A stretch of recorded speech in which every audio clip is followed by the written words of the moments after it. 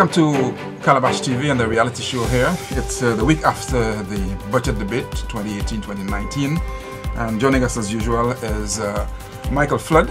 Welcome back again after a short break for the Easter holidays, and also to Adolph Ambrose. Good to have you here. I'm sure you gentlemen had enjoyed, I suppose, or you probably endured the 2018 budget debate as well. But so quite a lot of us for us to talk about in terms of the budget presentation and the debate which followed. There were two debates, obviously, but I guess we'll focus more on the policy one in this program. As we're coming out of this, Adolph, give us an idea of your take on this one. I know the last time we were here we spoke about the debate and the tone and so on. What was your characterization of this one? Well, I mean, I think it was mostly, I guess, the same thing. It didn't seem that much different. The only thing I found I was quite impressed with is the reality that it kind of finished quicker, and I think that was a good thing. And but really and truly, I see much of the same. I saw much of the same thing as is normal, you know, in the House debates. So, for you, Michael? Bernard, I share Adolph's sentiments. Over the years, we've gotten we were so used to the whole shenanigan of, you know, going into that third day of the debate, and to my surprise, this year, whether it was by choice or whatever, everybody stayed within the hour, and I think it augured well for them and for the nation, because I'll tell you, most people out there were getting real frustrated with so many days of that debate. What we're going to do now is to take a quick glance at this weekend's papers, and I don't know if we're recording just as the papers are coming out, but I did notice that the Star has its big headlines, Kenny breaks silence, coming a week after the budget debate. Michael, does that headline surprise you? No, well, I mean, we all know the Star when it comes to our St. Lucian politics, and for the Star to encapsulate such an iconic photo of Kenny, and in the headlines saying that Kenny broke his silence, I'm not surprised at all. Trust me on that. And there's even more focus in the center page about the investigations, which is not a surprise as well. Ambrose, the Star, featuring big and bold the center page about the investigations. Yes, well, 4 of them, I think, that the Prime Minister announced in the House. What I would say is basically, well, we know the Star. I mean, that is Rick's. That is his baby. The Grindberg is his baby. I think basically that's his main conversation. So nothing about the headline surprises me. As to Kenny breaking the silence, I don't know what he's referencing in terms of Kenny breaking his silence, because to me Kenny has always been speaking, but I don't know what exactly he's referencing in terms of breaking his silence. I think he's referring to the investigations and so on. I think Kenny probably addressed some of it in the House during his presentation. That's your understanding, Michael? Yeah, he did, because Kenny made mention that I think I would say threatened the Prime Minister that in the event he continues with his investigation, he will feel that. He didn't use the word raft, but something to that effect of his own investigations, and you know, I was taken aback by that, because we all know successive governments investigate the former government, and to hear, even when it was revealed that a certain investigation started during their era, to hear a former Prime Minister saying to a new Prime Minister that in the event he continues with that investigation, that he will feel the wrath of the investigation. I was taken aback by that. Well, clearly, I mean, if I can say, I mean, Rick makes reference to Grindberg. I mean, I think Kenny was making reference to the investigations that the present Prime Minister has clearly said that he is undertaking, you know, making reference to Hilaire and the others. And I mean, I could understand, because he was the Prime Minister at the time, you know. So basically, if there is anything, he would need to put forth what is right and what was the truth of what's going on. So I could understand him challenging the present Prime Minister, because it's also viewed as if that is a kind of victimization going on there. So you could understand Kenny and the comments that he's making, you know. No. Let me say here, Kenny did mention the Grindberg investigation also, amongst others.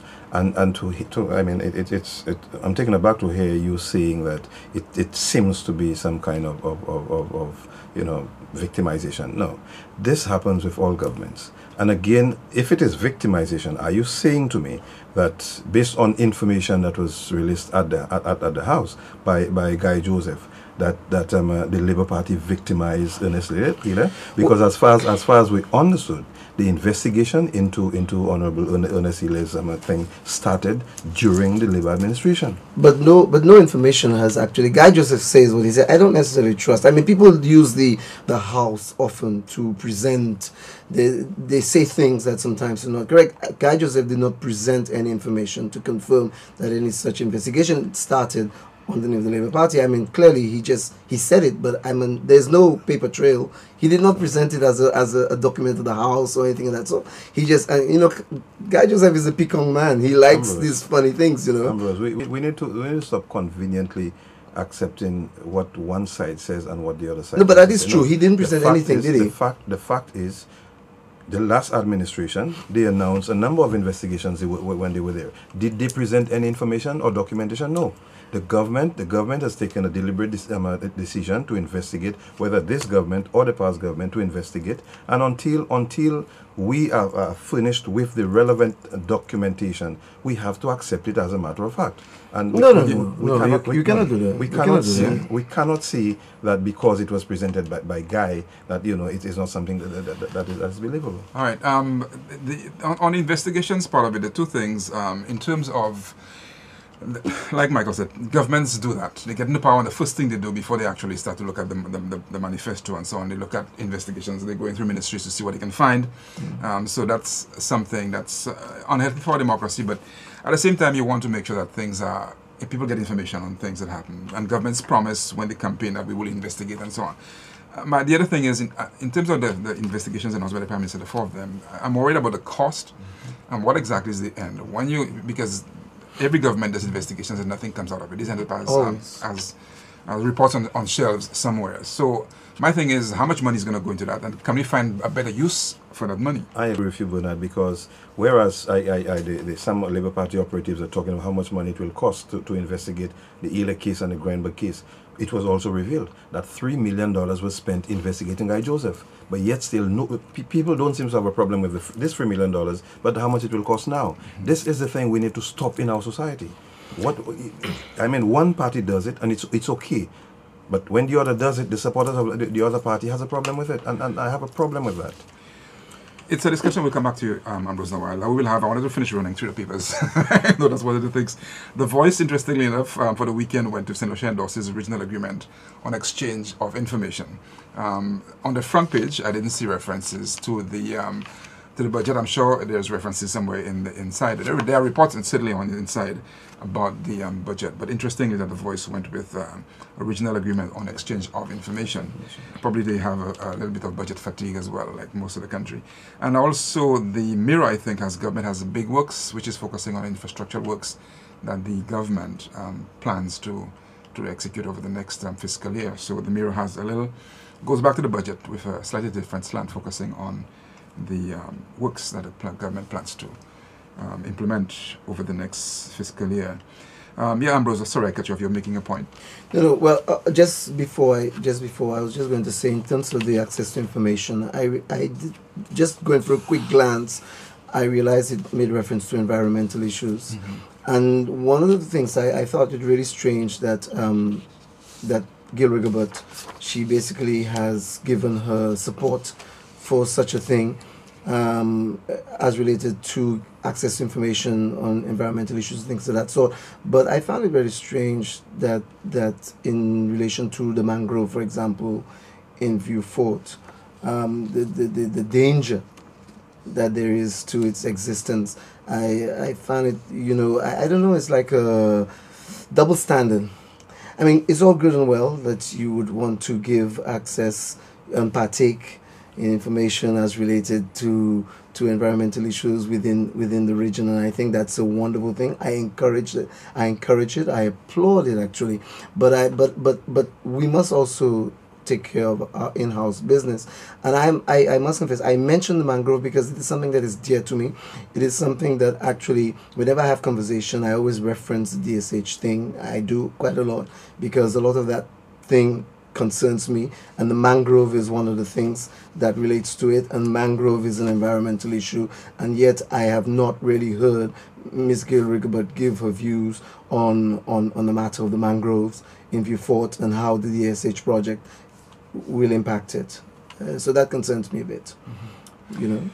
One of the things for me, and just broadly the environment, I know they refer to the environment in relation to climate change and hurricanes and so on, but I'm not seeing, even, you know, like the phrase is successive governments, in terms of a very clear direction on environmental issues and protecting environmental areas. I know we have some protected areas, the reserves and so on, but a very deliberate, even after 1.5 and the Paris conference as well, COP21 in Paris, that you didn't get a sense that there was a very deliberate and strong focus on environmental issues. It's being discussed even during Paris. What have we done since Paris? I know we're looking at infrastructural supporting and reinforcing our infrastructure to make sure it's resilient and so on, but in terms of the other areas, you're not seeing any wholesale reforestation, for example.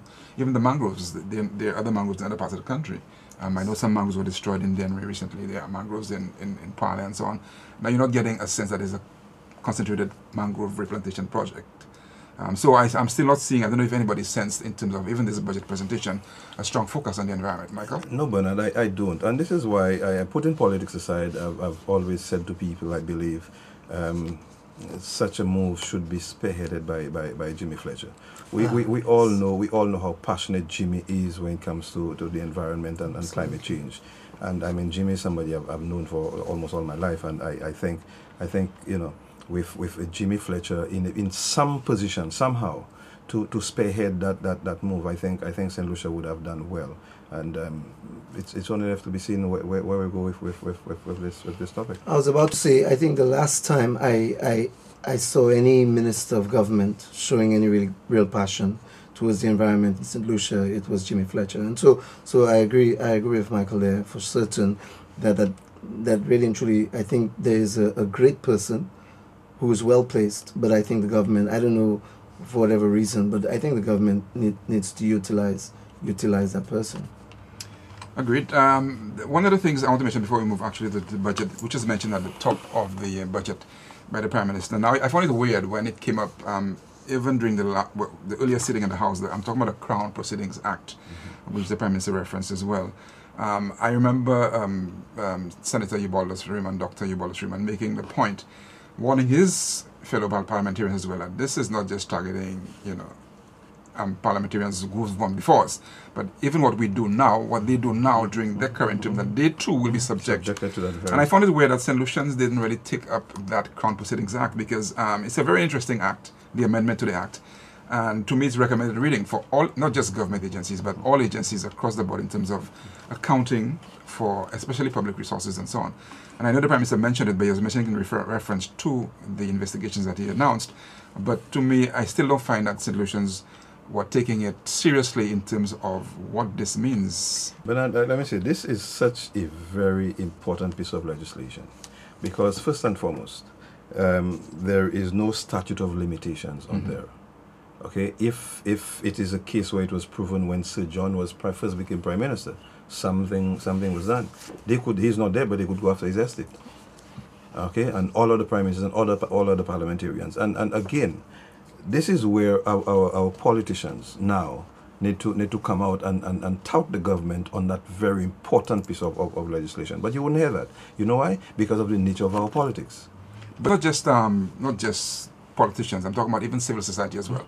There's groups and so on supposed to, at least, even you don't want to comment on it, but you should discuss it in terms of what it means, because it refers to government, but it also to me should refer to other agencies that exist, even sports organizations and so on, for you to account for your tenure. That you can't just change an executive and that's it. You know, I don't know if you followed that debate at all, Ambrose. Well, I mean, I must confess, I did not really follow that section of the debate.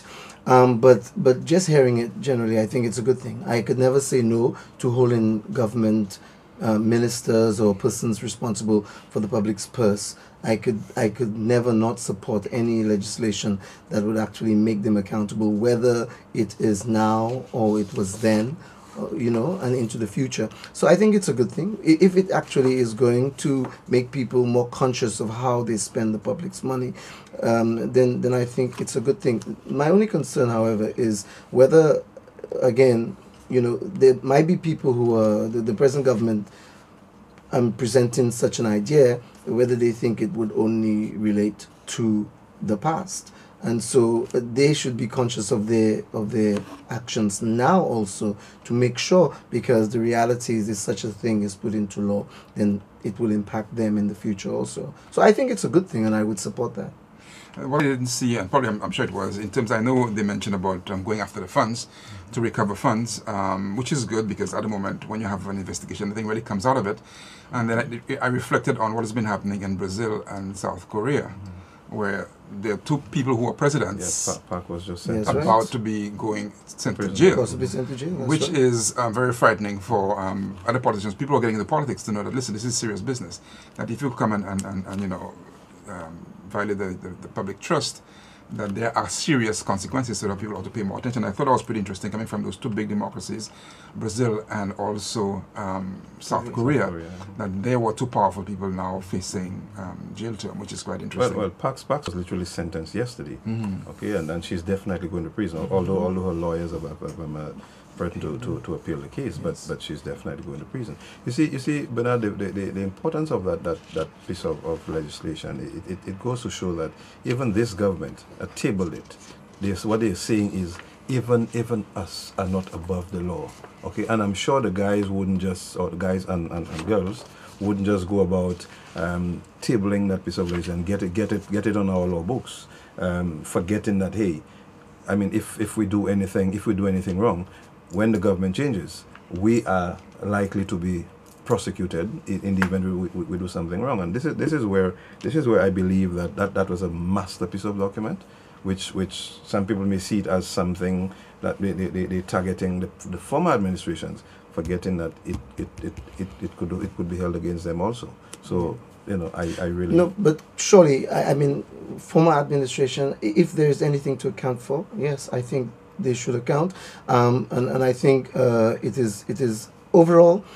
It might not boast so well for the politicians, but I think the public are the ones who are going to be the beneficiaries of such a thing.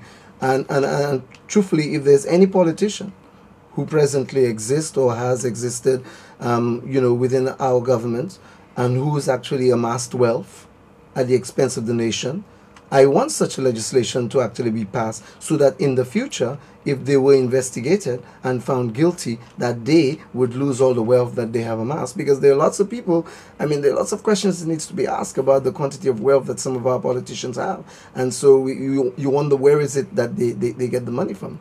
What I found interesting too is that, and I still haven't really done some deep diving on it, but in terms of the Integrity Commission, whether that is being strengthened as well, because if you're concerned about accountability all around, then you must have a very well-structured and well-funded and well-managed Integrity Commission that is supposed to look at those issues as well. But let me tell you straight up, the Integrity Commission is a big game. When I was chairman of the National Housing Corporation, the Integrity Commission sent a letter.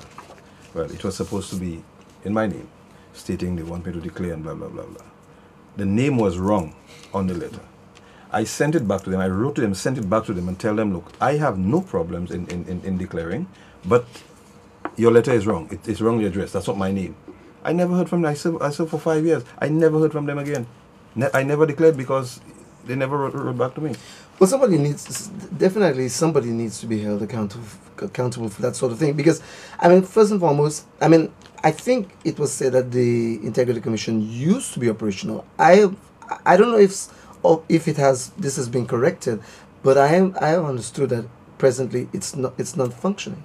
No. It doesn't exist. Mm-hmm. So it's all good and well. So it's all good and well. Great. If somebody sends the wrong name to a person, I can understand that, and it's obviously the onus is on them to correct it. If they don't correct it, then obviously there's a problem there. But the mere fact that it's not functioning, it means that it makes no provision to actually ask people to account.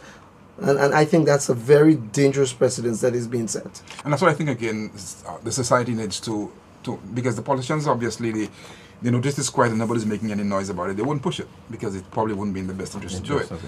But it is in the best interest of the voters and civil society to say, listen, we want to see this working. We want to make sure that it is properly constituted so it can do its work and functioning, because it can exist and not function.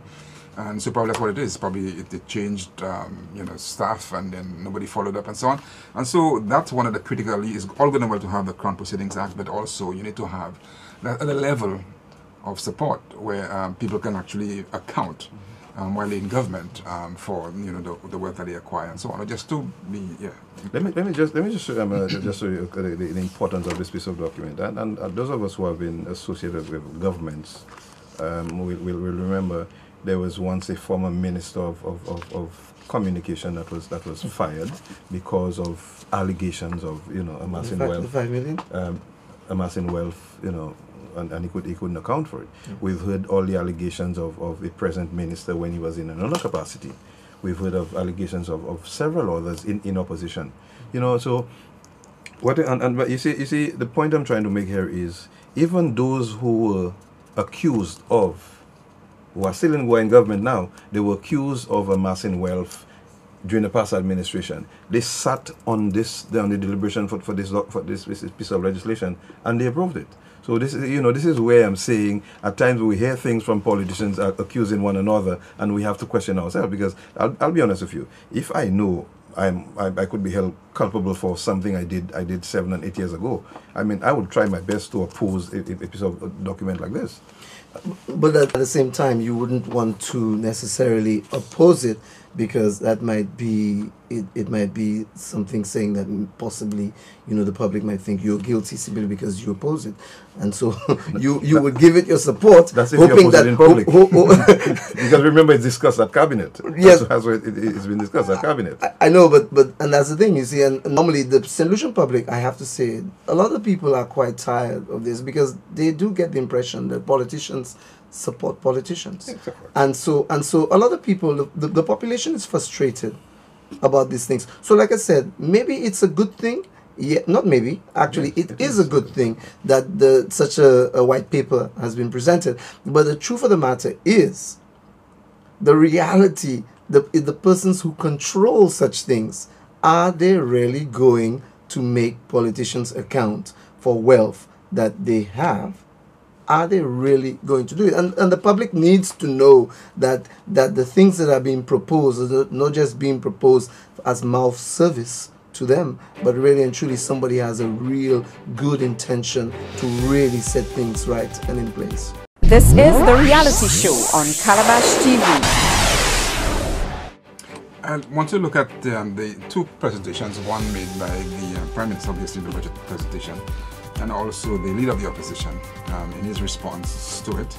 And he spoke. I wanted to just start with his opening and to start the discussion on that. And he was saying that this budget presented yesterday is nothing more than a list of aspirations with no strategy to achieve anything. I see. You find it a little bit amusing, Ambrose? I found it very amusing. As a matter of fact, when I heard it, I thought this was interesting, because when I listened, my impression was, hey, but that sounds like, they say when a piece of wood is full. That's what I thought. Personally, I thought, it's wonderful. It's a lot of talking, but the reality is the actions. Is it accounting for anything that is going to show that we're going to have a really prosperous economy? I don't see. No, but should we read this as just political rhetoric? Yes. I think it is, Bernard. And of course, a seasoned politician like Philip Pierre knows that a budget is a forecast. A budget is not what you're able to collect. It is a forecast. You're predicting that, look, I will be able to do X, Y, and Z. And to hear that coming from, my friend, who has been in politics for God knows how long, sitting in Parliament for 25 years now, all right? To hear that coming from him, you know, that it is, I was taken aback by that. So it's just, again, he has to, like politicians, appeal to his base and so on. And I don't say that characterizes his presentation, because we'll get to other points that he made in there. There were some key points that he raised which has to pay attention, but I guess as politicians, the same way the Prime Minister was using, I suppose, the announcement of the investigations to appeal to a base or to, you know, to a fraternity or quarter, that I think politicians do that to communicate with their base and so on. But yeah, that's politicians, both sides do it. When they're in opposition, they dismiss the budget as empty and everything else, which is a bit sad, because every budget has something in it. Good, yes. It depends on how it's implemented and so on. So yes, so that's how we started. But he did go on to talk about taxes and the concern that I think Mr. Pierre expressed about increased taxes. Although the Prime Minister said there were no new taxes, but from what Mr. Pierre is saying, that it's going to come in different guises, different forms and so on. Well, based on what my understanding of what was presented, I think the government, well, the only mention was they are going to review the cap on the fuel, on the 12.50 fuel price. 12.75, whatever it is. Be that as it may, for now the budget was presented as a zero tax budget, and of course we need to give the government a thumbs up for that. When and if the time comes where a tax is imposed on the nation, and we believe that it is not right, then we could talk about it. Because I'm sure you could recall when the 66% increase came in the water rates, it was not mentioned at the budget. When the increase of what was it, $250 on the vehicle, the road tax, all of that. You see, the thing is, again, like I said earlier, I do, it's bad. You do, but to your people, it's okay. We need to get away from that. I was going to say, I mean, in terms of what Mr. Pierre said, yeah, political rhetoric, you can say to some degree. I mean, yes, because, you know, but is there reality to it? I mean, the Prime Minister has presented a budget. I mean, yes, I know it's based on what you hope will be in the future, but at the same time, there are some realities that we have to look at, which we are probably ignoring. A good example, Mr. Yubal's Raymond clearly said, I remember quite clearly a few weeks ago, or maybe a few months ago, he said, when they had put the 150 excise tax, right, he made to actually appease the public, he made the statement that gas will be at $12.75 and it will not be raised again. Now, it fluctuates on the other forms, but in terms of the actual at the pump, it would not be raised. And the reality is that cap has been removed, and you can understand why it is that they said they're considering. They are going to, but the proposal for it to be done. Yeah, so the reality is, so if the cap is removed, what is the cap being removed for? Obviously, it's to make provision for future increases in tax on gas. From what the Prime Minister is saying is that even as it is, and I'm still yet to get a full grasp of it, that there are fluctuations in the price of oil, and so. The 150 that they were talking about, they haven't been optimizing that. They haven't been getting that 150, and so they want to make sure that they stick to the 150 to be able to fulfill the pledges on road construction and so on. And so to maintain that tax at 150, you would need to have that fluctuation of the lifting of the cap and so on. Now we have to get full details as to what is going to be lifted to, but I think that's the explanation. But I was going to say, Bernard, but I heard Mr. Jamari say it, and he said it right. You see, what I do not like, let me tell you, I have no issue with gas prices going up, you know, because St. Lucia does not produce gas. So obviously we have to pay gas according to what's happening in the world market. What I do not like is the lying and the subtle ways of raising money and not being truthful with the population. But nothing is set in stone, because remember who's talking there? Politicians. Nothing that they say is set in stone. Even the laws, the amendments to laws and so on. So I think, and that's what I'm saying, the final word on this is more the Prime Minister. I know the Senator Yubalus Raymond said something, but the Prime Minister is the final word, and the budget probably is the final word. So I'm sticking more to what the budget is saying in terms of the lifting of the cap. But we need to know exactly how much will be lifted and whether it's going to be capped again or just lifted to allow it to be flexible. But now that's a difficulty that I'm having. That an announcement was made that moving forward, we are looking at the possibility of reviewing the cap. Reviewing. They didn't say just take it off. Reviewing the cap, which means it could be reviewed and brought up to $12.85 or $15 or $13. Okay, let us at least wait until that time comes, and if we believe whatever the increase is unjustified, okay, then we could. Or chances are, after reviewing, they may very well realize, look, there is no need to do it. But Michael, this is a government that was elected, right, under the promise that we as St. Lucians are being taxed too much. Yes. And so they're going to decrease gas prices on gas. They're going to do all these decreases for the population. The people, they actually romance the people with this idea. And no, they romance the people with this idea. And the reality, when it comes to governance now, is it that they were being dishonest in the beginning, and they know that this is the reality that they cannot get away from, but they said it to the people anyway, Ambrose, so they can romance the people, so they can win an election. Did the St. Lucia Labour Party during the last campaign, did they campaign about increasing water, basic, by 66%? No, they did not. Did they campaign on increasing the Did they say they were going to decrease it? No. Exactly. No, hear my point. Did they say that they're going to increase the road tax? They did not. But that's okay. Here's but the point as soon as they got into government, okay, they just snapped it on us. But what could we have done? Here's the thing. But that's a totally different thing, because the reality is you don't romance the people with the idea that, oh, you're being taxed too much by this government, and so put us in power and we are not going to tax you that much. And as soon as you win an election, you begin to say, well, the reality is, and you start making excuses for the taxes. That's not 100% right. But that's what's happening. Listen, that's what's happening. The price, when you remember when the price of fuel went down by $3, it was after the agitation by the United Workers' Party in opposition. When they had that march, it went down by free. Even when the government was saying that it could not. That was the pass-through mechanism. No, I'm just saying. Even when the government was saying at the time that they could not do any better, okay, the march took place and whatever changes that was made, it went down by $3, which means a year before it could have gone down by $3. No. The point here is at least this government came in. And for it's almost 2 years, or is it 2 years almost? Almost 2 years. Almost 2 years that the price of gas have been capped at a particular. I mean, let us give them some credit. No. The cap is not 2 years. The cap has only been about 4 months. No. Yes. No. It was when was the excise tax introduced? It was the same period when the excise tax. No, the price of gas has not been $12.75. Has not gone for past 2 years. It has not gone past that. But no. What I'm saying is the cap was actually only placed a few months ago. My point is it has been below $12.75 or below. No. It has been at $12.75 for the last 3 or 4 months. My point here is the price of gas has not gone past $12.75. Yeah, but it's only now that the fuel prices, the price of oil is raising. No, it has been. Yes, as a matter of fact, I understood. It has been fluctuating. No, but what I'm trying to say to you is, I think, I don't want us to miss the point, What I'm saying is, I have no issue with gas being priced in a manner which reflects its cost on the world market.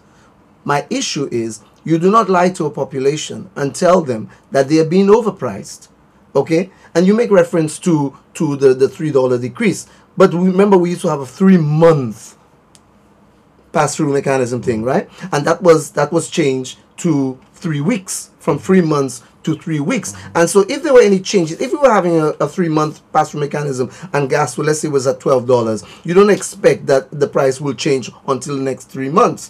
Obviously, that was changed, and so that reflected right away in the cost of gas. I can understand that. My problem is that the government seems to say to the people that is what they did. They said to the people that they are being taxed too much. Gas was an issue. I can remember the bus drivers talk about, they were all to me every week. There was a television station actually asking people, what do you think of the cost of gas? What do you think of the cost of gas? Suddenly nobody has issue with the cost of gas. And the government now realizes this and is saying, well, guess what? We need to increase it because what we are actually charging is not a reality. So let's remove the cap. The fact remains that a gallon of gas was almost $16 at one time. That was the world market. Right. Okay, and for the price to have been stabilized over the last God knows how long, below $13.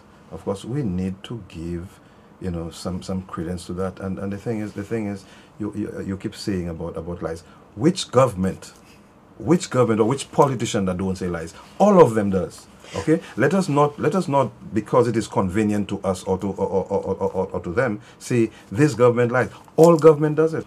We know there's going to be an ongoing discussion about politicians and what they promise, and we should know a thing or two about politicians that they promise. Somebody was jokingly telling me the last time that politicians promise and midwives deliver.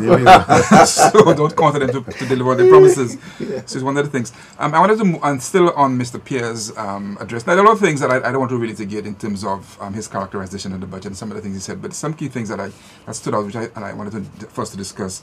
I think he mentioned somewhere about the CDP, and there not being any consultation with any of the 6 opposition constituencies in relation to the CDP and how the CDP functions and how funds are allocated. If again, politicians, if this is the case, this is a bit worrying, because you want government to consult opposition, especially opposition constituencies, to ensure that there's a fair distribution across the country. And when I heard him make that point, I thought that I hope this is not the case, that there probably has been some miscommunication, but we are hoping that there will be that kind of a dialogue with all constituencies as the Prime Minister has promised. Michael. Bernard, let me tell you, it is wrong. Okay, it has been wrong, and it will always be wrong. Again, I'm sure you could recall during the former administration, you would hear the very same guys that are in government now, they will complain about the same thing. And to my surprise, now that you're in government, okay, the very same things that you were complaining about, you're doing it. This is why I could never support it. I do not agree with it, and I believe they should go back full circle. And of course, whereas you may not wholesomely accept what comes from an opposition parliamentarian, although I think you should, okay, but there need to be consultation. I do not think that I was elected to represent the people, and for me to just see works taking place in my constituency without being consulted, or people coming to do things without any notifications. It is something that I believe is wrong, and the government need to address it as soon as possible. Ambrose, any comments on the announcement or the statement by the leader of the opposition that 6 constituencies were basically ignored in discussions on the constituency development projects? Yeah, well, like Michael, I would like to say, I used to hear the same thing, I must confess, when the Labour Party was in government a few years ago. I think opposition members then used to make the same comment, and it is really something that needs to be looked at, and politicians really need to realize that they need to come together for the people. And if a parliamentarian has been elected in a constituency, well, a parliamentarian doesn't necessarily have to have been elected, but let us say there is a minister of government, and that person is also a representative for a constituency. I think it is wrong for you to actually be implementing projects within that constituency without consulting. And I would say that for either party, they really need to grow up. This is the people's business, and they really need to make an effort to make sure that when things are being done at the constituency level, that people are consulted who actually are the ones who've been elected to represent the persons in the constituency. Yeah. One of the key issues that we were looking forward to discussion in Parliament is, and both sides describe it as vexing, the health situation, St. Jude Hospital and our new National Hospital. And I think the simple announcements were made that something will be done. For the good of St. Lucia, Ambrose, we need to get these hospital issues resolved one way or the other, because it's been going on for a long time, and I know the parties have been exchanging the blame game on all sides, who's responsible for it. But I think we need to sit down and say, like, listen, in the interest of the country, forget who is responsible for what, and we need to start getting those hospitals serving St. Lucians as they ought to. Well, for sure. And what's a bit scary, I would say, I feel sorry for the people in the south who actually are served by St. Jude, because it was a bit sad to hear that the pronouncement from the PM was that nothing's really going to happen there for the next 2 years, at least within the next 2 years. I think that was the statement that was used.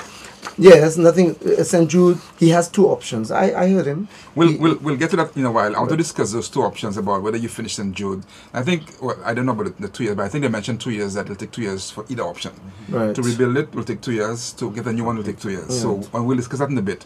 But in terms of it has taken us that long, should we now, both sides say, listen, let's get this thing done.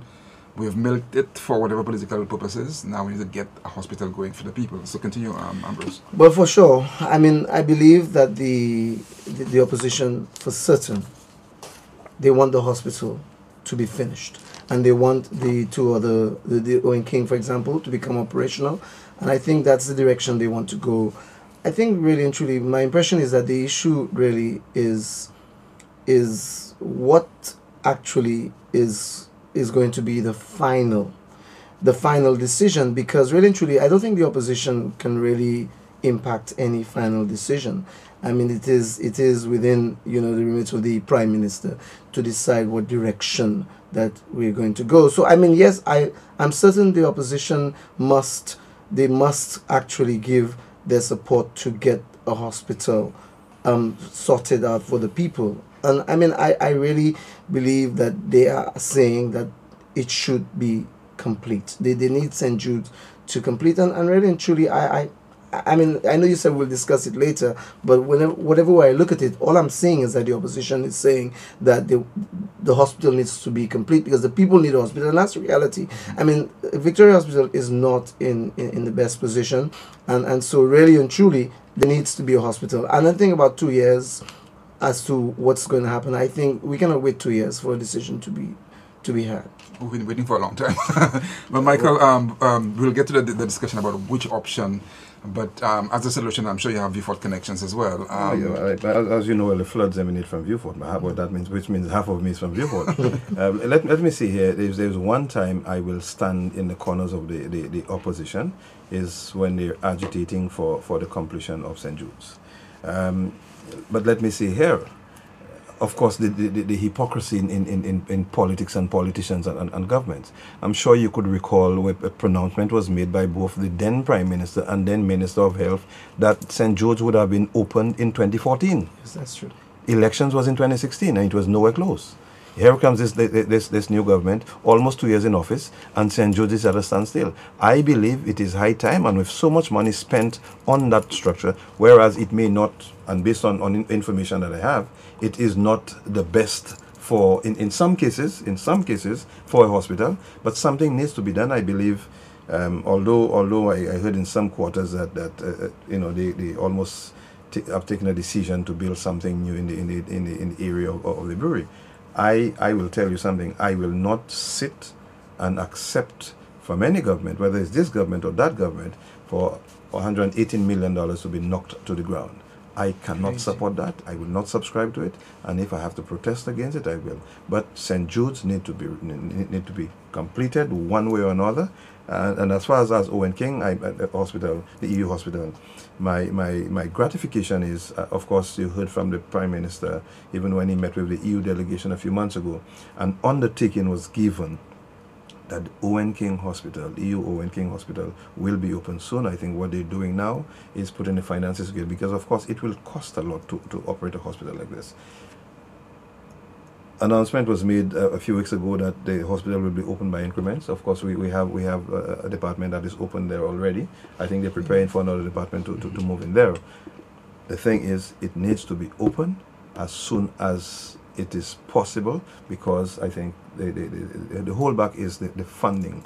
The money is open because it will cost a lot. And I'm hoping that sooner than later we will see the opening of, at least first and foremost, the EU Owen King new hospital. So are you saying you're not in favor of a new hospital in Vieux Fort? Forget the location, but a new hospital in Vieux Fort. I am not in favor of the total demolition, of this present. So if they repurpose it? Oh yes, I have no qualms with that. What I'm saying is, and something needs to be done, and something needs to be done now, because the state of the George Odlum Stadium and the St. Joe's Hospital is being housed there. It is not nice. It is not nice. I mean, some time ago I had reasons to go to see a family member of mine that was hospitalized at the stadium, and I'm telling you, the structure is not good.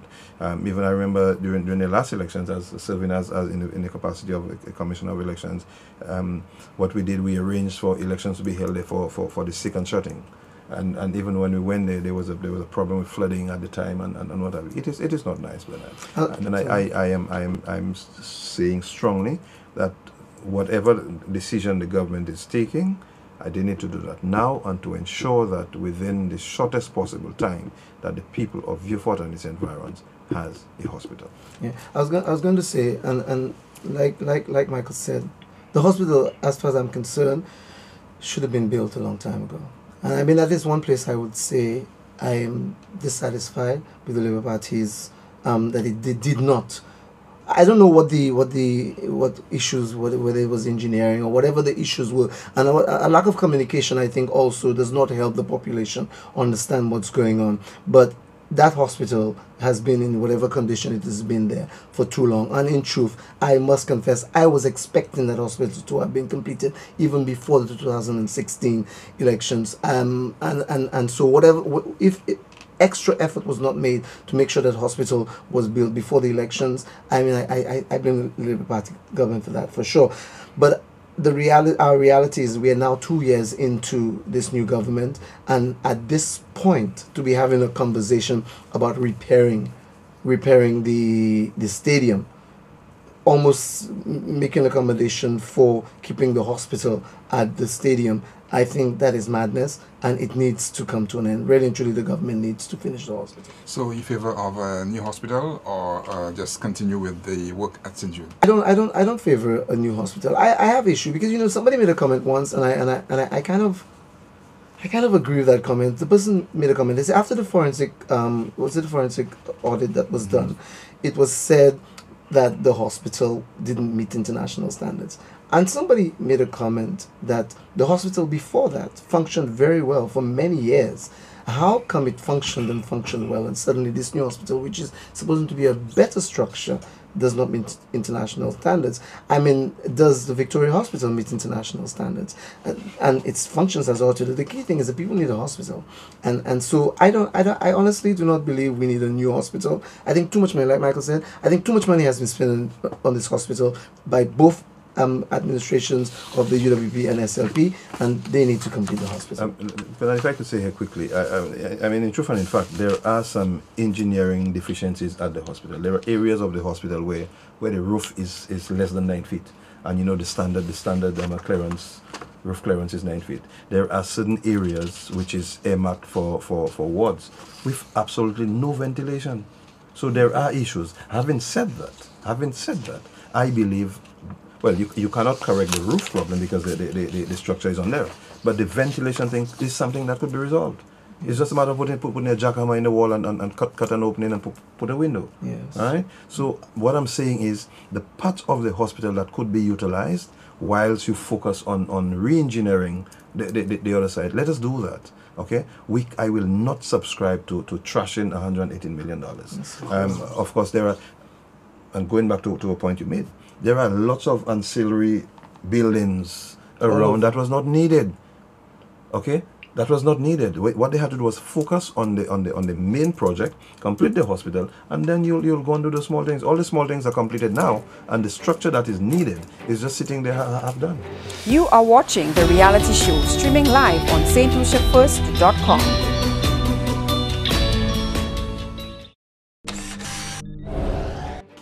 All right, let's move on to unemployment. We did hear of a decrease in the rate of unemployment, but what concerned me was the youth unemployment, which, like the Prime Minister said, remained a stubborn 38%, or whatever figure that he used. How concerning is it for you, Ambrose, that we still haven't been able to deal with that critical issue of youth unemployment? It's very concerning because, I mean, what is the future of St. Lucia without its youth? And really and truly, if you cannot you've given more education, St. Lucian youth now are more educated than they have been in the past. But I think the problem really and truly, and I mean, as a business person myself, I have concluded, I believe the problem, and I don't just blame this present administration, I also blame past administrations, that I think they don't realize that they need to make an effort to enable the growth of local small businesses. If they do not help the growth of local small businesses, we will always have a major issue with youth unemployment. Because the reality is this. I think of the UK. I remember listening at one time, the UK, the GDP in the UK, 60% of the UK's GDP comes from small and medium-sized businesses, which means that the other 40% are in the category of government and big corporations, things like that. You could build any amount of hotels you want in this country. It will never be able to take in the amount of young people that every year are leaving school in this country. If you do not help the growth of small businesses, you will always have a major problem with youth unemployment in this country. Michael, the one other point, and I guess you're a small business person yourself, in fact we all are, I think, in this room, and I agree to some extent in terms of the focus, and I read through quite quickly the Prime Minister's budget address, and looking for references to focus on small business. There were basically a lot of focus on job creation and so on, but I didn't see, and I know there are certain things dealing with helping solutions to be job creators themselves as opposed to just job seekers. But in terms of the entrepreneurial climate and so on, and somebody who's in business yourself, talk to us about your reading from the presentation of the focus on small business. Well, of course, the focus on small business could never be enough, Bernard. Whatever is there, of course, a lot better could be done. What surprised me is of course whereas the unemployment rate has dropped, the unemployment rate amongst the youth remains right up to the roof, and I think the government now need, probably in as much as they're focusing on bringing down the entire unemployment rate, they need to focus more on the youth, because I'll tell you something, Bernard. If you realize the problems, the issues that we have in St. Lucia, where crime and all of it, it is the youth. And it is simply because they are idled. I mean, that does not mean, because you're not working, you should deliberately go out there and slash someone's throat. But it is because they're idled. There's nothing productive for them to do. And I think the government's focus need to be on the youth. Of course, the 40 and 50-year-olds may say, look, I'm campaigning against them. No, the fact is we need to harness the youth talent from very early to ensure that we inculcate in them the aspect of work that get yourself occupied. Create some avenues for them to, like Adolph said, for them to learn a trade, learn to do something. Let us go back to tertiary education. Okay, we need more schools that will be able to teach our youth to be able to use their talent to do something themselves. Don't rely on, when you leave there, to go to Sandals to get a job or to go to government to get a job. And I think this is the focus the government need to take to ensure that things are put in place, that we could teach the youth from very early that they could do things to help themselves and not necessarily walk into an establishment seeking for a job. One of the things I'll continue, Ambrose, I don't see much of in the budget presentation, and I'm looking forward to it because I think that's key. And I think the Prime Minister mentioned as one of the things that he wants to do during this budget cycle is investing in our people. I am not seeing I know there's investments in education in terms of the buildings and the structure and those kind of things and training and so on, which is still not enough. The Minister of Education will tell you that she's not getting enough resources. But in terms of the area of scholarships to get our people trained for what the Prime Minister is promising, the jobs of the future. And in my case, I'm more interested in solutions being job creators as opposed to just coming to look for a job. You can come and create jobs. And Taiwan is probably giving us quite a bit. Cuba is giving us quite a bit in terms of scholarships. Mexico as well. But I'm not sensing that our government... Look, for example, we were able to put on the tax for road construction. And we were able to... Can we have a tax like that to give our people education? Overseas education to go study. So we have a tax for scholarships. Obviously, government will probably give you a percentage of it, but because people are now having to take loans and coming back with a huge debt, and so they can't even actually go and start a business themselves, so they have to look for a job to repay the loans. Can we start looking at a tax for education, especially people who are going to study overseas? Michael, your contribution on that. Yeah, I mean, it's this seems to be a very valid point you just made, Bernard, because I could tell you over the years I have signed for many of my relatives who wants to go study abroad, and of course the task of going through that it's a daunting one. It's a daunting one, and if of course government could provide that assistance where. Of course, the tax would be implemented. Of course, we will hear some kind of opposition to it, but I am sure at the end of it, when people will understand that money is there to assist our youth in going to study, that when they come back, they don't necessarily have to walk into government to seek a job or walk into any business establishment.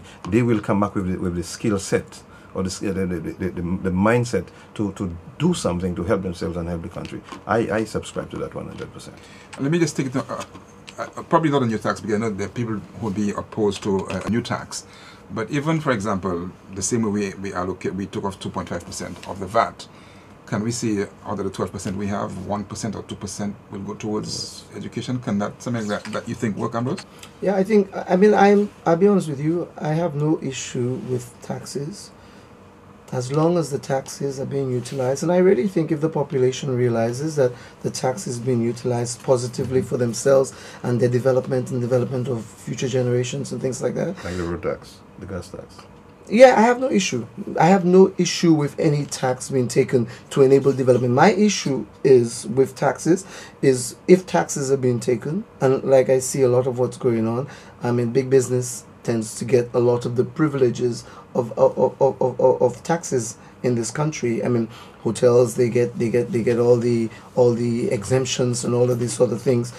That's where I have issue with taxes. But for me personally, if taxes are being taken from people, because you have to pay when you walk the street at night, the electricity that is actually enabling you to see where you're going is a tax that is paying for that electricity. So I have no issue with taxes as long as the taxes are being utilized for the actual indigenous population and its development. That I have no issue with. There's one other comment before we close up, because we wanted to move this as quickly as possible in terms of, now that this is all over, and we know based on the pronouncements in Parliament that the two parties aren't any closer in terms of bridging their gap, and as you're saying, the great divide still exists. How can we make a difference in terms of the tone from here on? Because, you know, as we go into the second year and the third year, everybody's going back into re-election mode, so it's not going to get any easier in terms of the political debate and discussion, and that will be very unhealthy for the country. So how do we proceed as a population in terms of engagement? Because I think the Prime Minister mentioned a lot more engagement in the next during the next fiscal year. But how do we move on from here, Michael? Bernard, unless we as a people and we as supporters of the various political parties don't say to our politicians that, hey, you are going wrong and you need to change, or we as the supporters do not stop going on social media and propping up our politicians because we support them wrong or right, that will not stop.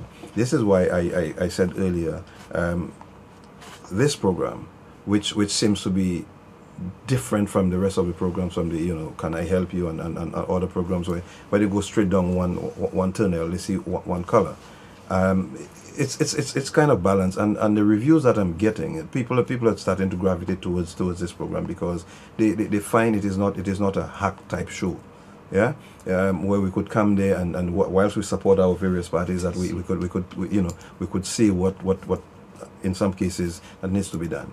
I think the problem we have in St. Lucia is we support blindly too much, and we need to let the politicians know that they are going wrong. And unless we do that, they will not stop, Bernard.